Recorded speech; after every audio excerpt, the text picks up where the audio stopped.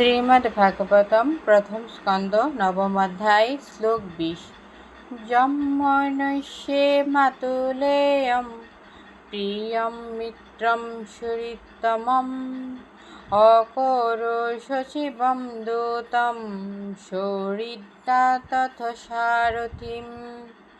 অনুবাদ: হে রাজন, নিতান্তই মোহের বশে যাকে তোমরা তোমাদের মাতুল পুত্র, অতি ঘনিষ্ঠ বন্ধু, শুভাকাঙ্ক্ষী, মন্ত্রণাদাতা, দূত, হিতকারী, সারথি ইত্যাদি বলে মনে করেছ, তিনিই হচ্ছেন সেই পরম পুরুষ ভগবান শ্রীকৃষ্ণ।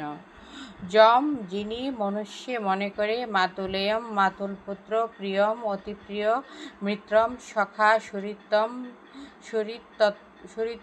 সুরিততমম অতি শুভাকাঙ্ক্ষী, অকরু সম্পাদন করেছে, সচিবম মন্ত্রণাদাতা, দূতম বার্তাবাহক, সৌহৃদাৎ শুভেচ্ছার প্রভাবে অথ তার ফলে, সারথিম রথচালক।